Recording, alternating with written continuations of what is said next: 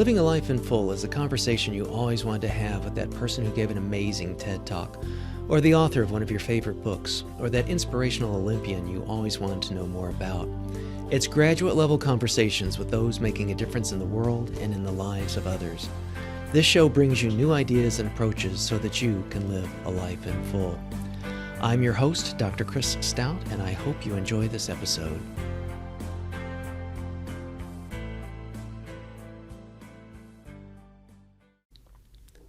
This episode is brought to you by the nonprofit I founded, the Center for Global Initiatives. The Center is an all-volunteer organization, so there are no salaries, and thus all tax-deductible donations can go to the work. While our key country partner is in Tanzania, our work is global and generally focused in the areas of education and healthcare. We also help others to get their nonprofits started or augment others' project-based initiatives. It's our goal to open-source humanitarian intervention and to help make it easier for others to do more good in the world. We are proud to have been ranked a great nonprofit every year since 2011 and to have achieved a platinum-level rating by GuideStar. Links in this episode's show notes will take you to published articles on our outcomes, a number of helpful tools, and downloadable resources, which are all free, always. Please visit us at centerforglobalinitiatives.org and be sure to watch our video at patreon.com/Dr. Chris Stout to learn more. Thanks. Hey everybody, quick show note before we get started with this amazing episode with Leslie. We did have a little bit of audio hiccup, a couple of points in time, not enough to stop and restart the show or anything like that. I think you can get the gist of it, but just want to give you a heads up. I think it happens maybe about 15 minutes into our conversation and then maybe about 10 minutes later. So the human brain's an amazing thing, can put together bits and pieces of language information, and I think you can make perfect sense of it. So just want to let you know it's not your device that you're listening to, but we just had a little bit of a proverbial technical audio hiccup that happens every so often. Nevertheless, Leslie is amazing, and I really hope you enjoy this episode. Thanks. Welcome to another episode of Living a Life in Full. I'm your host, Dr. Chris Stout. According to the Guinness Book of World Records, Leslie Porterfield is the fastest woman in the world, and that's on a motorcycle. She's also been named Racing Female Rider of the Year by the American Motorcyclist Association. Leslie holds 3 land speed records and is a member of the very exclusive Bonneville 200-mile-per-hour Club and its first woman member. She's been profiled in Time magazine and featured in a documentary entitled Chasing Speed, Leslie Porterfield. Leslie, welcome to the show. Well, thank you so much. So good to have you on. I believe we first met a while back at a Chicago International Motorcycle Show event. And at that event, you were talking about your racing career and what you were doing. And I have to admit, big fan and just blown away by your accomplishments. And I want to go into a lot of that. But I guess for me, and maybe the listeners as well, is maybe just start us off with your beginnings. What first got you into motorcycles? When was that? Well, it really happened by accident. I was 16 years old and I'd never been on a motorcycle. I had a neighbor that had a bike in a box that that was all in pieces. Uh-huh. And I bought it for a couple $100. And I think my biggest thing, probably the biggest reason I didn't give up or just decide to, not fix it and ride it was everybody laughed at me and just said, "Oh, you'll never be able to get that thing running." And then, you'll never be able to ride it. And so, of course, just somebody saying that, Yep. a few people saying that made me more determined than ever to go ahead and do it. And I realized how much I enjoyed it. So And did you? I entered into the racing scene because, I'd gotten quite a few speeding tickets. And so I was about 19 and had a friend say, come on out to the track. Uh-huh. I think you'll get a lot less speeding tickets that way. And it was something I enjoyed. And motorcycles they became not just my passion, but my livelihood. I bought into a motorcycle dealership, and I was racing off and on, and then working in the industry. I'd been out of it for so long, which is why out of the racing scene for Hmm. quite a while. And Bonneville was always on my bucket list. So Wow. that was one of those things that I said, okay, I'm gonna go and I'm gonna be crazy and build this ridiculously fast turbocharged, 500 plus horsepower machine and Gosh. go and blow away a record. All right. Okay. So that's a lot to unpack here. So you had some mechanical aptitude, I guess, when you got the bike in a box, then, right? And was that through Yes. just lifestyle and at home, or was that through school or Uh, combination? just it's just something that I enjoyed. So, Wow. I picked up a manual. I found I had some mechanic friends that would Wow. help me work on some things or tell me how to do it or loan me tools. That's And great. it was just something that I mucked through and learned a lot about, which ended up helping me over the years. I love the mechanics of things. Mm-hmm. I think that's one of the most fascinating things, especially about racing at Bonneville, Mm-hmm. because there's so many different classes that you Mm-hmm. can race in. So you have so many different modifications that you can do. Where in one type of racing, whether it be drag racing or road racing or, motocross, you have certain parameters, Mm-hmm. and you can't just think up some wild creation and try it. Right. So that's Right. the good thing about Bonneville is the engineering aspect and being able to delve into that, well, nobody's tried this. Let's Wow. see if it works. That's great. So when you first started racing, and decreasing the amount of speeding tickets you were getting, what kind of racing was that? Was that road racing? Was that It was that? road racing. Gosh, Yes. golly. Okay. Well, and again, from the bits and pieces that I know about those kinds of things, it's sort of like the modifications can be what, like by fuel types and by if they're like how what type of fairing or no fairing or Yes. okay, Engine size, gotcha. fuel type, yeah, body modifications, Okay. whether it's unfaired or has partially streamlined, or a fully streamlined machine. So Mm-hmm. there's various stages of body work, and then there's so much with that you can do with frame geometry and suspension and things that there's usually a class for just about anything. Wow. So were your folks supportive, terrified, a little bit of both, or what was it like A back little when? bit of A little both. bit of both. Okay. So now this was all in Dallas, is that right? This Yes, I've era? I've grown up in Dallas. Okay. But, So, hmm so was the racing there in Dallas, and the was that the road racing stuff, or tell Oh, us the about road those racing stuff experiences? was local to Texas and Mm-hmm. the region, and then, of course, I'm much more known for the Bonneville achievements. That Right. was something, I hadn't been on a track or racing much of anything for years. I did, however, get to go and um, ride the Baja 1000 in Oh 2005. gosh. And Wow. that was another one of those bucket list No things. It was one of kidding. those, and I've been so fortunate. I've been able to take trips on motorcycles all across the country, and so this has been such a big part of my life, Mm-hmm.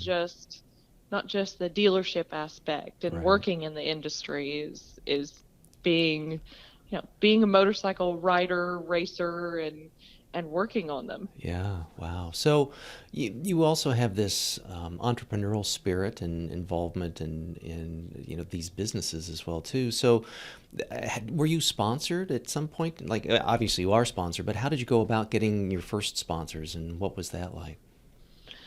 I was actually quite fortunate in that regard.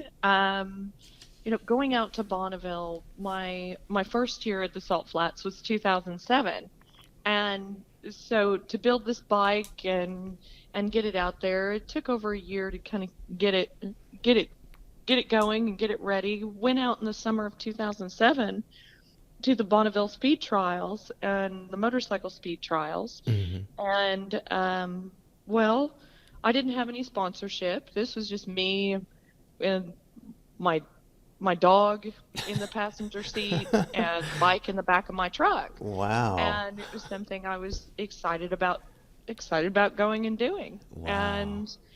And I crashed that Oh. year. Oh. I got myself a helicopter ride into Salt Lake City. I Oh, broke 7 Leslie. ribs, Oh punctured a my lung, and gosh. had a concussion. So Oh. my first trip, the conditions were pretty bad. It was very wet. It was very sludgy, and it, of course, was my first time out there on a, it's definitely not like pavement. Mm-hmm. So this is, a whole new world for me. And yeah, Wow. Oh my unfortunately, I lost gosh. control of the bike, doing over 220, and Oh. I tried to ride it out, but I did come off of the bike at somewhere over 110 miles an hour, Wow.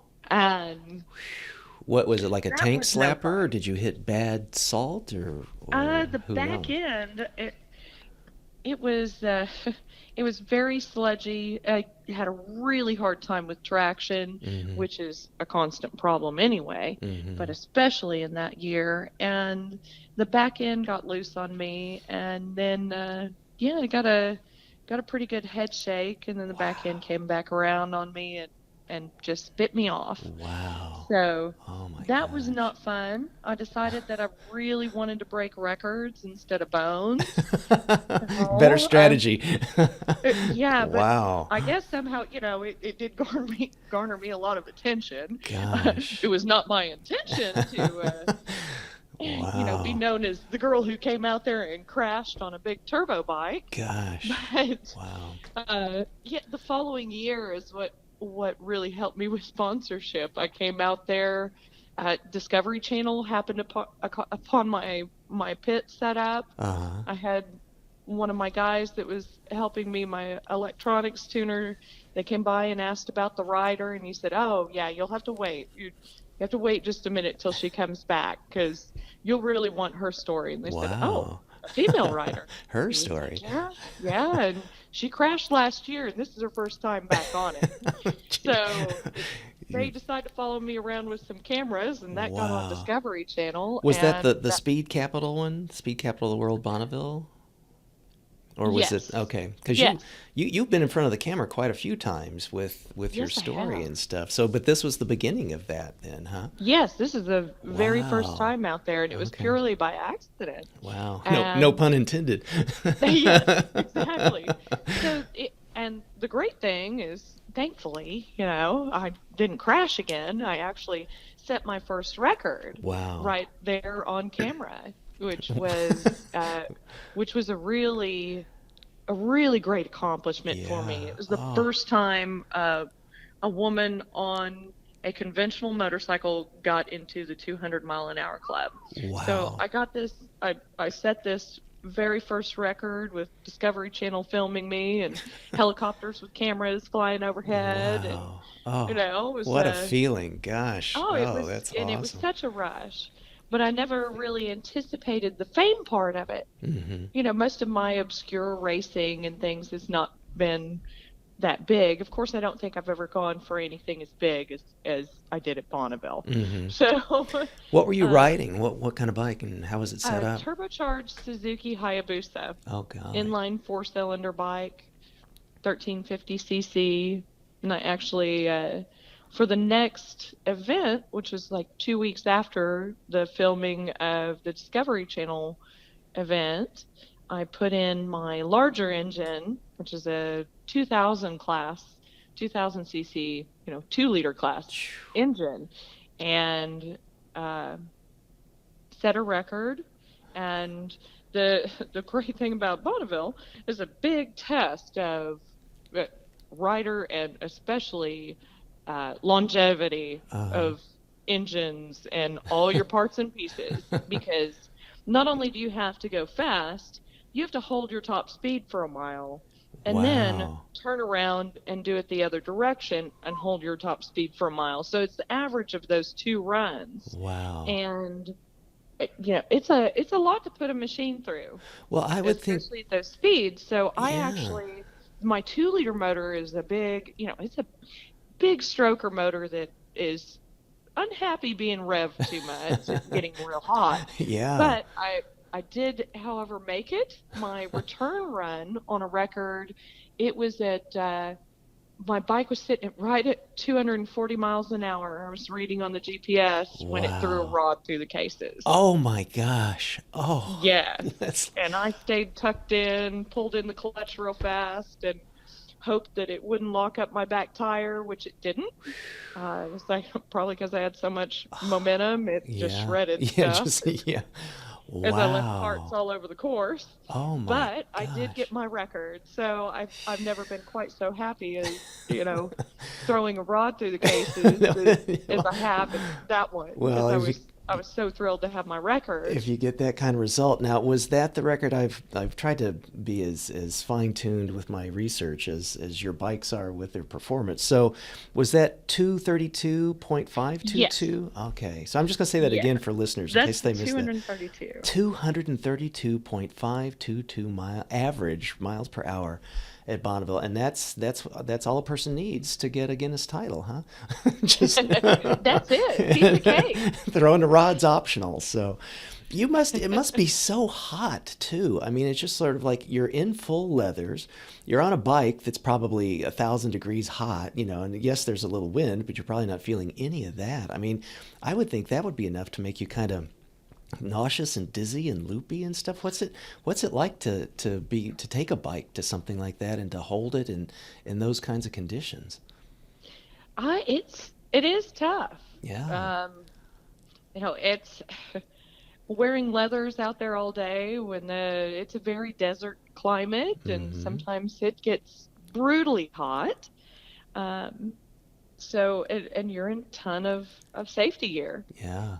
So it can take its toll, but I'm I'm from So Texas, you're, so being a Southern girl, I'm used to the heat. that's true. That's Uh, good. so I guess that probably helps me.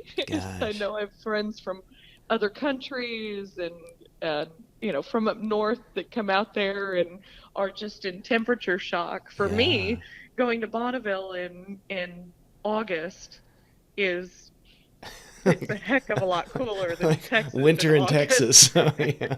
Yeah, So it's I've well over 100 degrees here, where it yeah. would be in the 80s or so up there. So, Yeah, that's true. That's true. I've had a good friend of mine that's in the Chicago area in Evanston, Rebecca Rebecca Burnick, on the show, and she's also kind of cut from the same cloth as you. She's entrepreneurial and quite the business person, and she has set some speed records, and she's run at Bonneville. I don't think the records were set at Bonneville. She was doing it at like Ohio Mile or Maxim Mile or something, and she was doing them on kind of the opposite extreme of the bikes that you run. She was doing them on like vintage 50s era BMWs, and for them, I think records are almost more than half of what you were setting, which I think oh, would have sure.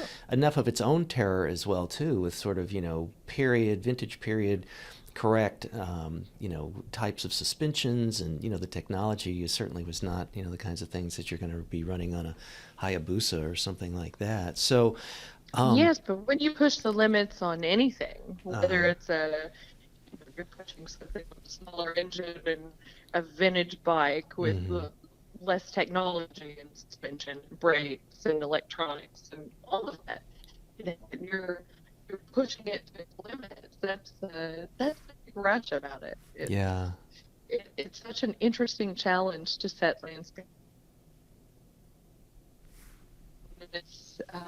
It's been such a great thing for me. I kind of like that one-on-one challenge of you and your machine, not Mhm. just in a pack on a track. Yeah, yeah, much It's such different. an Yeah. unusual Bonneville's such an unusual place.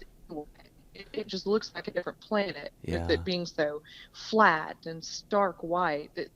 It's really beautiful and very unusual. And I think one of the biggest things, everybody is just so friendly. Yeah. And you see these things that are, you know, everything like you said, they're vintage bikes, and there are things that are, you know, that cost millions of dollars to build, and there are things that look like you need a tetanus shot to ride. It's, And everything in you drag between. drag Yeah. out of a park.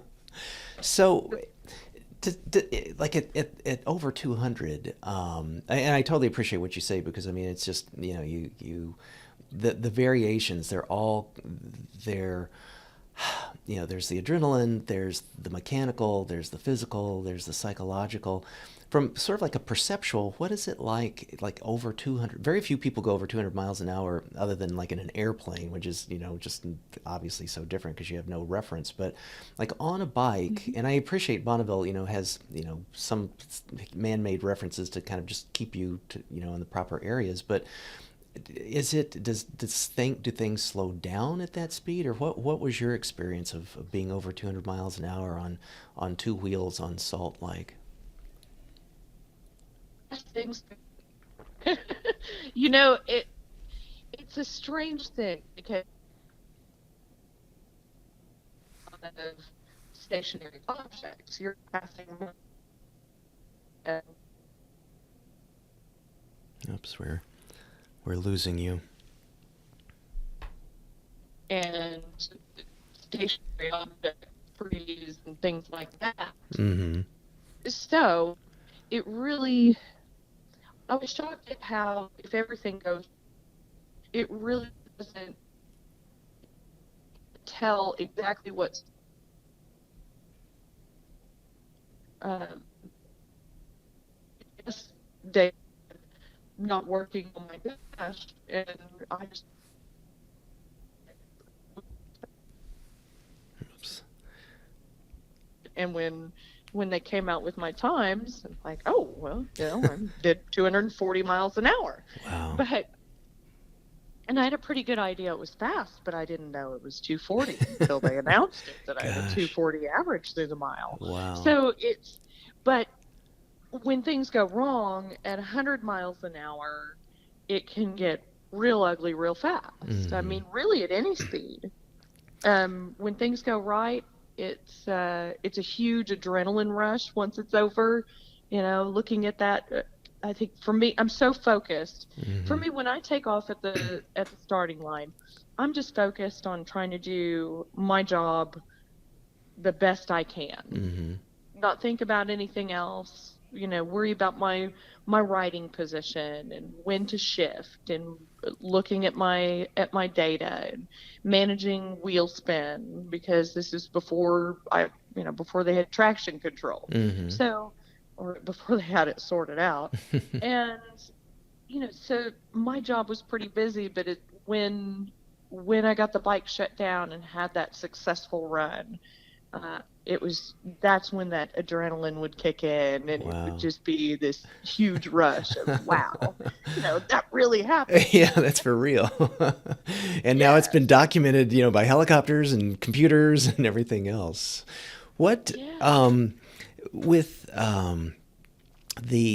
if I may, unless this is traumatic, but to have started off going out there, I would have, if it was me, I would have been, I appreciate the getting back on the horse, back on the bike, back on the whatever, so to speak. But did you have any ghosts of that when you were back out there setting records? Did you say, okay, I've learned this is what gets, if this happened, I need to avoid this happening again so that I don't have a bad outcome, a bad consequence? Or was it sort of like, nope, been there, done that, and now I'm focused and fresh? Or how did you deal with what had happened a year ago now that you're out there setting records? Well, there was definitely, of course, a physical recovery, but also a very personal, emotional recovery from it. I was actually worried that fellow racers would not want me back, especially being a female rider on a big bike. Mm-hmm. There were a couple of people who were like, hey, little lady, you shouldn't be on this motorcycle. Wow. You should be, Yeah. I don't know, in the kitchen. Oh, here Well, we go. that's not me. Yeah. So, it was very different. I actually had a lot of support and concern from fellow riders that I met out there, fellow racers, and that that helped solidify my decision to go back out. Nice. Because I think anybody who's in any sort of extreme sport, whether it's motorcycle racing or, snowboarding or anything Mm-hmm. that has that danger for Mm-hmm. it being hurt, you try to minimize those risks, but you're aware that things can happen. Yeah. And so I went back out there with a fresh start, Yeah. and did my best to minimize the risks, did some more testing, of course, rebuilt the same bike, Oh, um, wow. did some more testing, was able to sort out a few more kinks, and conditions were much better the following year. Mm-hmm. And I was able to get out and, set some records instead of falling on my butt. So that was a really good thing. But, it does happen. Yeah. And I know that is a factor Yeah. in riding motorcycles on the street or racing motorcycles. It's Mm-hmm. just you do take those risks. And for me, I guess I'm just crazy enough to be persistent enough to keep at it. That's great. Oh, I think you raise a few good points too that I want to highlight. I mean, part of it is that community that you talked about. Yeah, you're going to have the naysayers or the trash talkers or the people that are sexist or biased or whatever, and Hmm. and then you're also going to have a group of people that are supportive. And like you said, people will. Yeah, I have learned from I had been to the Ohio Mile some years ago, and people share tools, and people, even though yes you're in competition, it's always and you might be in the same classes or something, and that yes Yes. you are competing with somebody else, but it always seems like at some level you're competing with yourself. And the fact that there is that kind of community or camaraderie or sharing of things, I think happens, perhaps this is my little armchair theory, in events and activities that are much more higher risk. I think people realize that the stakes can literally be life and death kinds of things. It doesn't take much for something to go sideways and go wrong. And I think That's maybe very that's true. part of the thing that helps people say, hey, we are all in this together, and there are competitions and challenges, and we're all trying to beat the clock and set a record and do this and that, but Hmm. nevertheless we're human beings, and we all have this shared interest in speed, be it with two wheels or four wheels or whatever. So I think that's Exactly. nice. Those are A the shared passion. And Yeah. yes, most people are very helpful, and we all, we do share this passion, and we Mm-hmm. share this, and we all have this knowledge of, one of us could be injured or Yeah. not come back home. Right. And Right. That's it serious. has happened. I've lost some dear friends and Wow. great racers, and it does happen. Yeah. But it happens in a lot of the extreme sports, and even Mm-hmm. the not so extreme Right. sports. True. That's very true. There are risks, and for me, it was a risk I was willing to take, but Mm-hmm. wanted to minimize to the best of my ability and do the best I could to achieve my goals. And what I found in that process were a bunch of like-minded people, most of them who are incredibly supportive, and some great lifelong friends. Yeah, I love that story. I think that's so amazing. Now, help me with context and timing, because you were talking a lot about the fine tuning of the bike and all that, and I saw in doing background on you that Time Magazine had just a spectacular. We'll put this in the show notes, some links to it, because I really want people to see these images. It was just, yeah, it's Time Magazine, so it's Yes, top notch journalism, but then also top notch photojournalism and the photography, and it was like you in a wind tunnel and tucking and the different kinds of things and stuff like that. Was that before or after the Chasing Speed documentary? Which came first? oh, let's see. Or were they right I around the same think, time? oh, good grief. I believe that was just after it. Okay, all right. So, well, then maybe let's talk. Um, I guess it I hate doesn't. to I say guess it it. doesn't really I can't matter. remember, but it was very, the timeline was pretty close. Okay, that's I guess maybe why I couldn't distinguish the two. Not that it makes a hill of beans difference, but so like, since I brought this up first, and step us through the Time magazine profile and what was going on in that. What were you doing in that? And for people that haven't had a chance to see it yet, share what that experience was like. Oh, well, there was a great photographer, Michael Kirby Smith, who works with, he's a photojournalist for several different publications, including Time. And so he followed me around. Some of those pictures in the Time pictorial are from a wind tunnel in Kansas, which was such an amazing thing to be able to do when you're working on aerodynamics. Mm-hmm. I found it just fascinating to be able to be in that wind tunnel and simulate the speed from the wind and get my body position correct. Wow. And Wow. look at the flow of the air over the motorcycle with me on it, and Mm-hmm. see if there are ways. We experimented with different shapes and things to get more downforce to help with traction, and it was just fascinating. And to bring along a photojournalist like that for such a great publication as Time magazine. Yeah, I really. mean, what an honor. No kidding. When they contacted me, I was like, well, of course. Yeah. I mean, That's so neat. it's Wow. Time magazine. Yeah. Let me check my calendar. And so I was very happy with the way everything turned out. It was Yeah. neat having somebody, he ended up being just kind of like part of the crew, Mm-hmm. following us around, and he did some photography in Dallas at my motorcycle shop, and while we were testing, and then also out at Bonneville as well. Wow. Wow. It was, we had a hangar, because by this time I graduated from an old Dodge pickup truck with the dog in the front seat to a big transporter, and freeway. The dog had his own bed, so You've made it. exactly. You made it when the dog, who is, I would always joke around and call him my crew chief, has his own plush bed to ride in. So we had there's an airport not far from Bonneville, and it has the big hangar for the Enola Gay, and we actually rented that whole hangar, and so I could tear down the bikes in between events and have Wow. the transporter, trailers, trucks all in it. And so I know there were some pictures from that at airport as well. Mm-hmm. And it in Wendover. So it was fascinating. It's been something really interesting as a part of the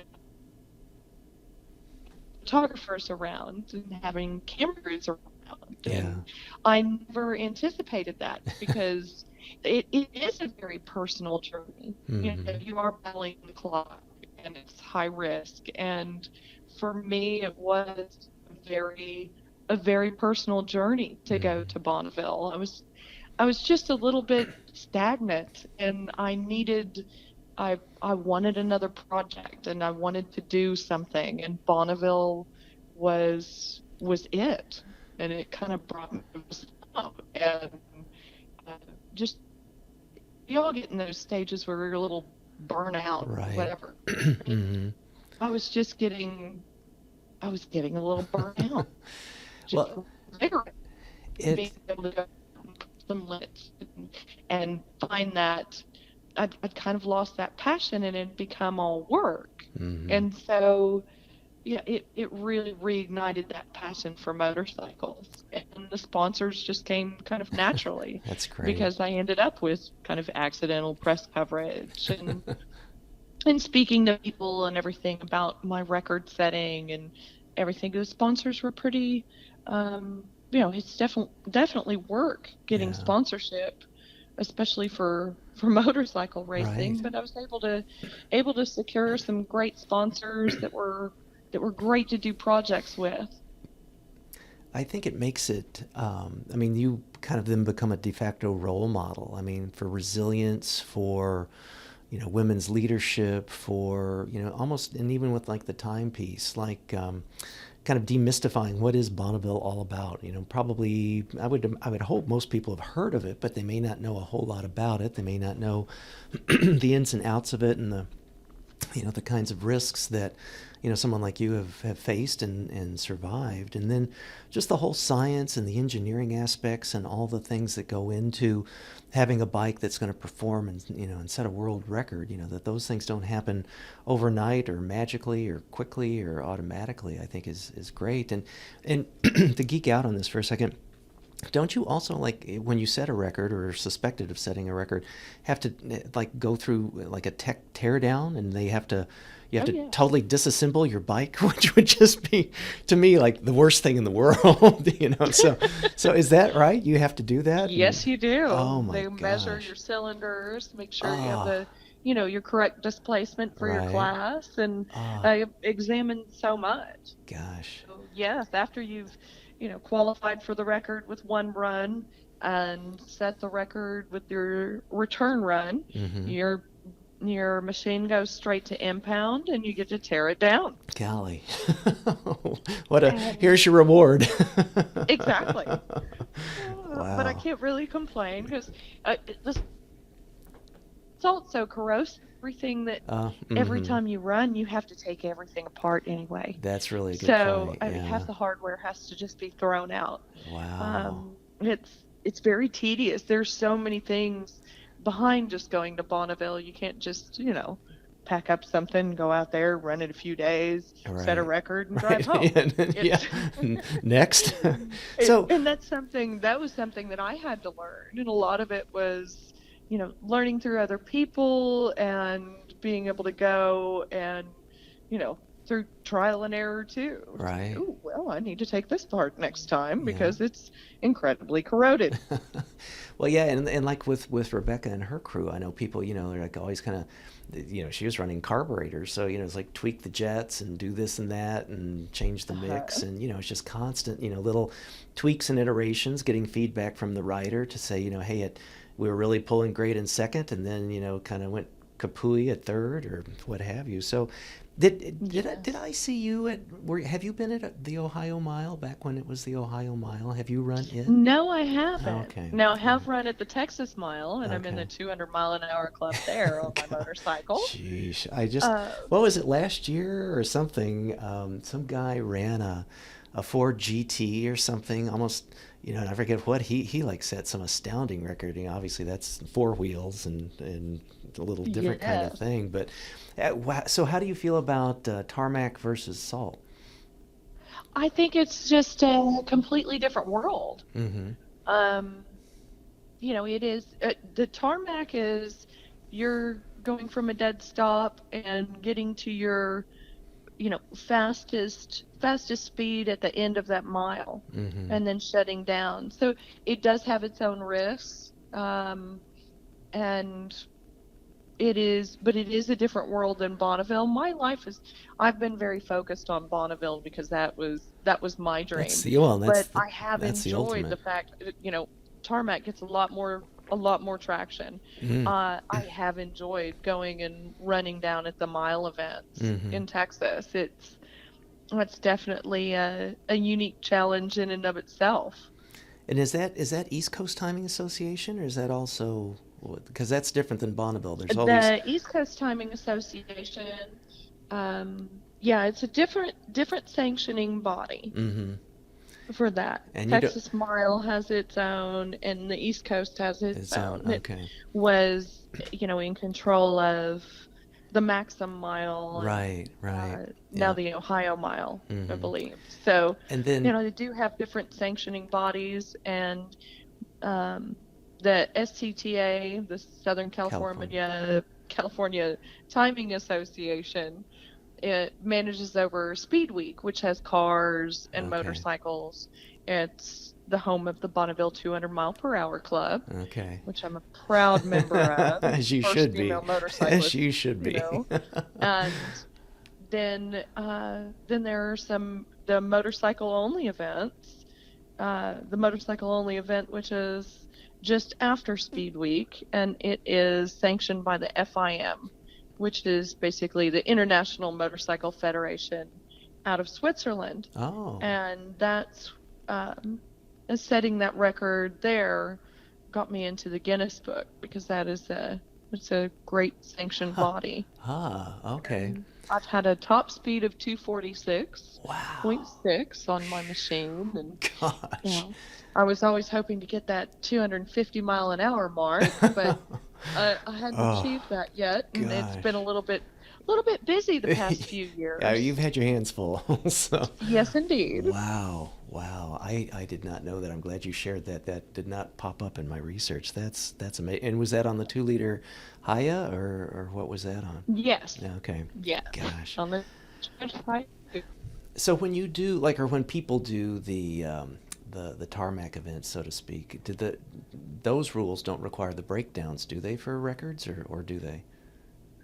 Yes, they're for regional records. Okay. Yes. But I mean, you don't have to do the disassembly, do you? On those, or do you? Yes, they do.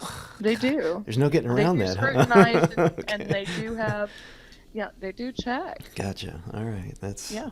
good. So, I feel like the journalist part of me has to kind of bring this up. I know that you started off, with talking about your crashes and ribs and concussions and medevac trips and things like that.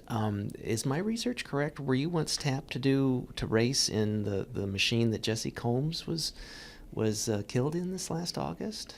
Is that? Yes, that is Gosh. correct. That is correct. And that's I signed on board in 2011 and had, gone up and met with Ed Shadle, who was one of the, who was one of the owners of the team, and who passed away prior to Jessi being a driver. Wow. So, Well, Leslie yes, was. I was slated to drive it, and then I had to make a decision on, okay, I'm getting older and I want to have kids. So I tried, and I got the 2-for-1. So I had twins. I was pregnant with twins, and I remember the day that I called Ed Shadle, and I said, "Listen, Ed, I'm gonna have to back out of driving the North American Eagle because, well, I'm pregnant with twins." And so we had a great conversation, but it was Leslie. heartbreaking to hear Gosh. that Jessi had passed. Well, the two of you have so much in common. I mean, being really kind of pioneers and getting in machines that are like amazing. I mean, from what I read about hers was like it's basically like a jet on wheels. I mean, it's just without wings or something. So Correct. So that's got to be like totally like a bizarro class or something like that. Share with the listeners what kind of machine that was. Oh, it is very much like a jet airplane with no wings and wheels on it instead. That was the goal was to get that thing up to 1,000 miles an hour. Really? Oh my gosh. The overall gosh. record, it's quite capable of doing quite a bit. Wow. Yeah, it definitely has the horsepower for it, or the jet power. Yeah, I was for gonna it. say because it's like literally like a turbine jet engine, right? It's not turbine a. jet powered. Good Lord. Gosh. Very fascinating. Yeah. Golly. Well, And I know Jessi. Jessi was she still is such an inspiration. Yeah. To so many people, Yeah. and it's nice to see other females out there. We've got a lot more. When I started racing, I hardly ever saw women on motorcycles on the road, let alone out at the track. And now it's becoming, much more commonplace and accepted, which is really nice to see. Yeah. Because it's always been kind of a male-dominated sport. Right. But I think, I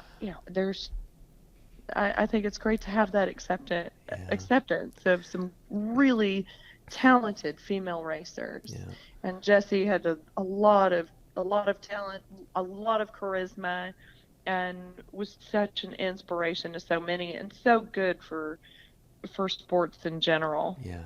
Well, I think people like Jessi, I think people like Rebecca Burnick, I think people like you know, have again been very good ambassadors and wonderful role models for that, you know, be it for women or, you know, or for anybody. I just think that, you know, I tip my hat to you for all the kinds of things that you've done, and you know, just everything has been, you know, without a playbook. You know, you've kind of iterated and developed and evolved and figured things out along the ways and done it in a way that's again very, I think, inspirational to people and serves as a great role model from engineering to, you know, to being a Guinness World Record setter to being, you know, an amazing, you know, racer. So Thank so you. bravo. So so Thank you. I think one of the biggest things about the racing and it being so public, um, one of the biggest honors has been the fan mail mhm. and things like that. I had a class from Canada where a girl wrote me and she said, you know, me and my group are doing a project on you, Oh, because we're supposed to do um, a class project on an inspiring female.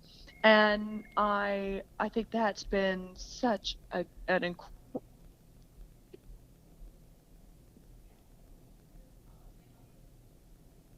and getting some fan mail, crayon pictures oh. of a little girl on her motorcycle and me on my motorcycle.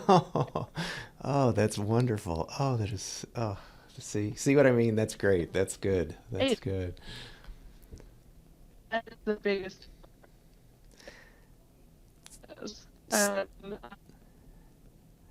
So with that and with the, you know, the stresses and the strains and the challenges and things like that, what do you do, you know, to unwind, like, you know, after a run or after just a, you know, a crazy hectic day, or how do you manage the stresses of what it takes to, you know, be a record setter, or to, you know, get out on a bike and go out on Daytona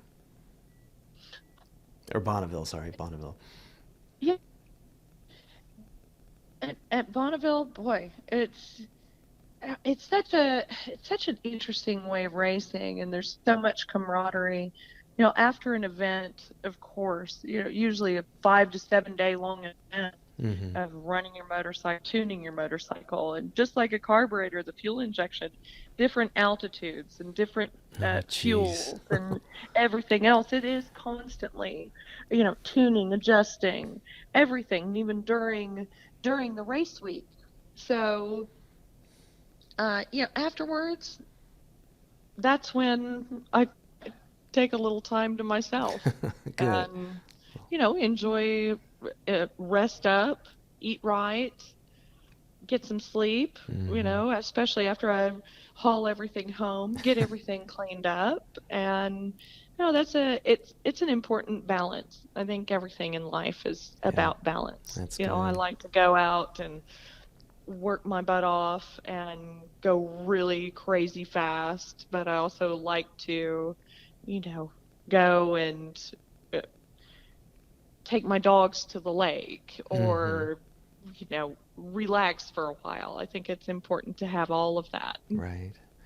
So I know family commitments also kind of taking more center stage and stuff, but are you currently Yes. riding for Motorbikes India? Is that correct? Do I have my facts straight Yes, I on that? am. What's that like? Yes, I And work as an ambassador for Motorbikes India and do some do some writing for them, wow. and it's very exciting to be involved with something and a culture that's been fascinating to learn about. Mm-hmm. um, I was able to I do a lot more public speaking now and motivational speaking, volunteer work, because I'm not incredibly active in the motorcycle racing scene Mm-hmm. because uh, I have I have twins. Yeah, it's that.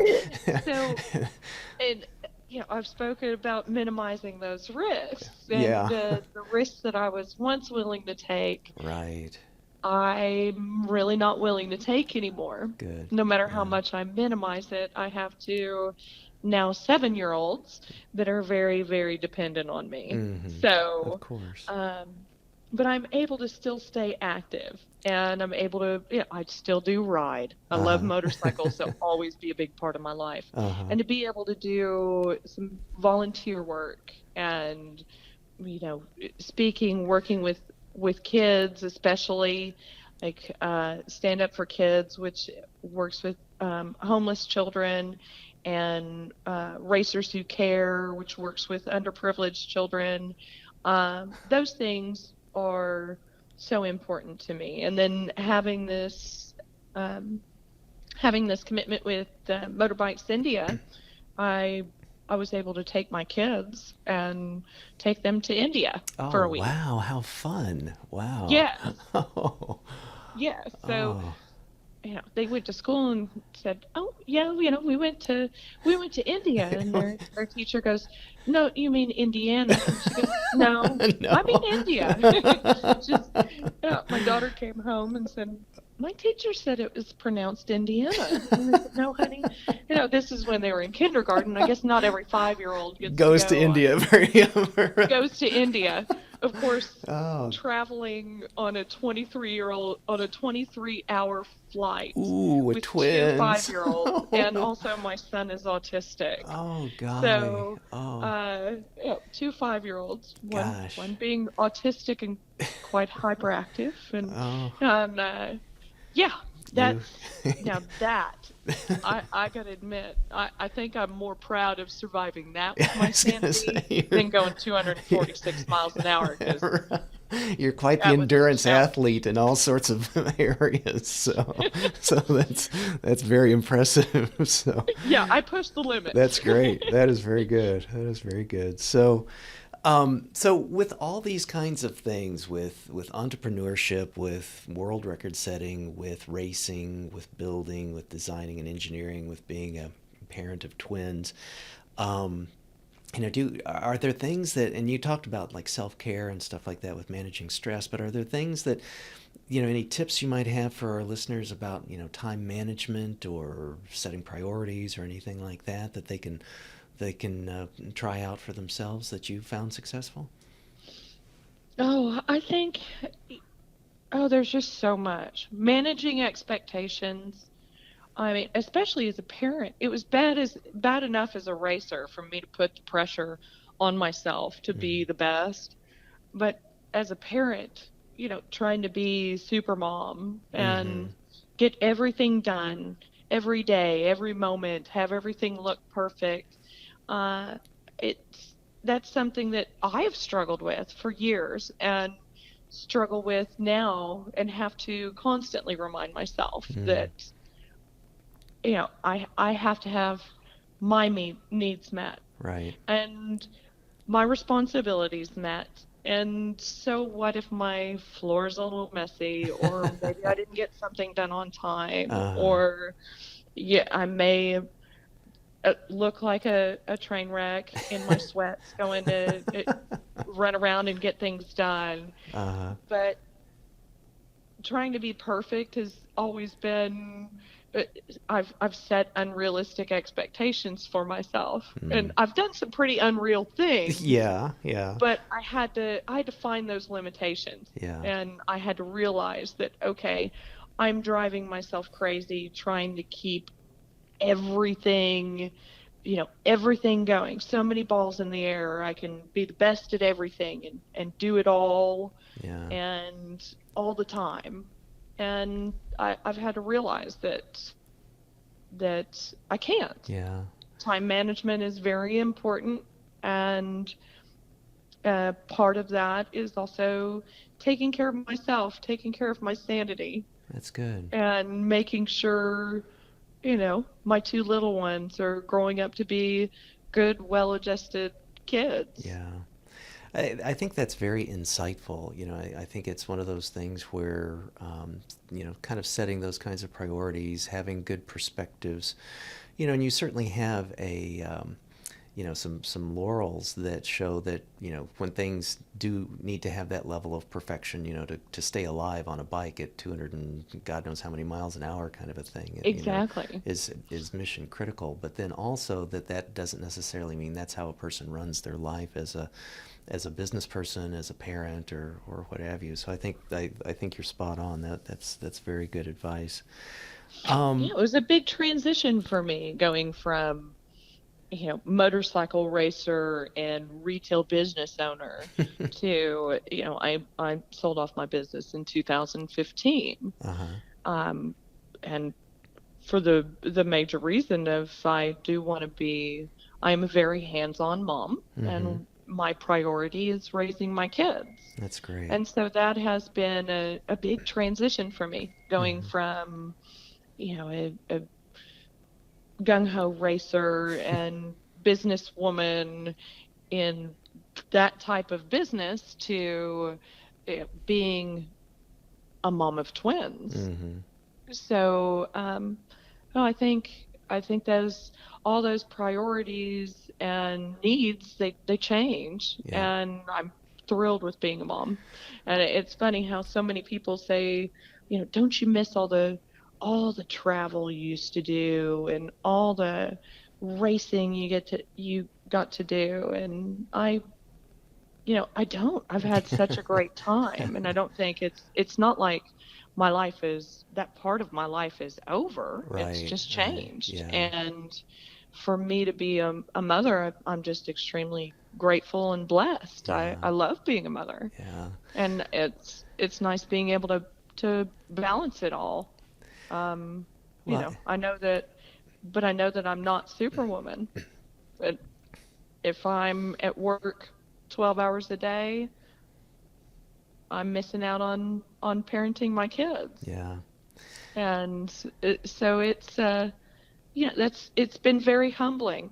The past 7 years have been full of lots of lessons and a constantly adjusting uh, time schedule and expectations and things Mm-hmm. like that That's good. as Well, life changes. right, and that's, people, we all evolve, and I think there's, very few things in the world that are more important than, being there for your kids, and working as hard as you can as a parent. I mean, I always, myself, as my kids were getting older, and even now that they're pretty much independent, I still feel kind of that tug and that pull, and should I have done this, or did I do this right, or how can I fine tune things now that we're all in a different stage of our relationships, and the dependence isn't like what it is with certainly not with twins, and certainly not with 7-year-old twins. So I tip my hat to you, Leslie. That's having priorities in the right place is a critical kind of thing, and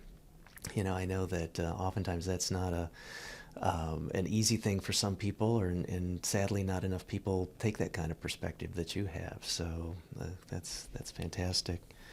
So you're such a generous giving person in so many ways, with the humanitarian work and Racers Who Care and things like that. You've been also very generous with me and our listeners today, and I want to acknowledge that and thank you for that. And I have a few last couple of questions that I want to get out and see what's what. So if some of the listeners are like me and kind of like want to be, or curious, land speed record curious, where does one start these days to get into motorcycle racing or land speed racing of whatever number of wheels and things? What would your best advice be for someone interested in that, and what would their first few steps be? Well, if you're getting into Bonneville or any other type of racing, I would say, like, there are many aspects for, say, road racing. You have track days to get involved Hmm. and regional things to get involved with. With Bonneville racing, there are different options. There are the paved miles, Mm-hmm. um, which are pretty easy to get out and get. You can contact those sanctioning bodies, the ECTA or the Texas Mile, directly, Uh-huh. and check on their events, Okay. and they'll give you all the information that you'll need for your machine and for yourself. Great. And then on the SCTA, or the FIM websites, you can get a lot of information about getting licensed for Bonneville. Okay. And those events are held in the summer. And for Bonneville, if there's any way that you can go out for an event before you run it, it will help you prepare so much. People are very nice. The pits are open. Then people will tell you, they will talk to you about, if you have a certain machine and need some help in what kind of class that you want to run it in. And there are also forums online where you'll end up meeting some very supportive other racers if you go to some of those Bonneville online forums, Okay. or Bonneville, social media groups. Okay. You can ask those questions, and you'll probably meet several racers like myself who are more than willing to pitch in to help, because navigating the classes, the licensing, the when, where, everything can be a little overwhelming. It really I helps to can have imagine. someone who's been there help you through that process.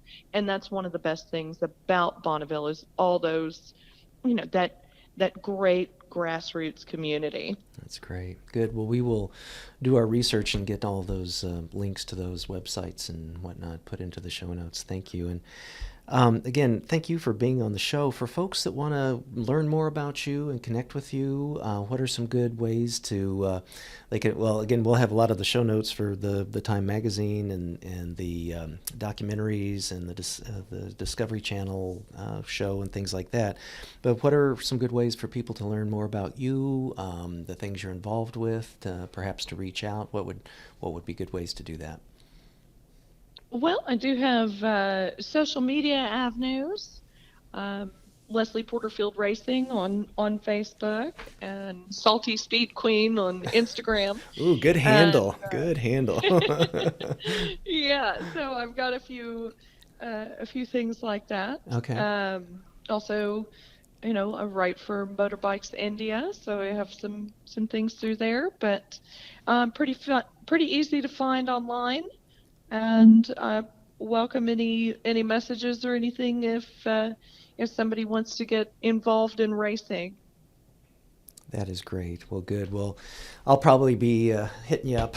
So, because again, I'm just always so curious about that, and just again, you've been ever since I first came upon you at that your talk that you gave in Chicago. It's just again been a big fan, and the more I've had the opportunity through prepping for this show to learn about your work, and again in the giving back and the humanitarian kinds of aspects, and all the multi aspects of entrepreneurship and writing and engineering and everything else.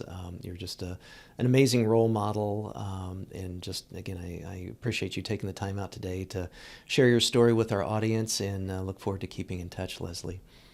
All right. Well, thank you so much for having me. It's been my pleasure. Take care. Bye-bye. Take care. Bye.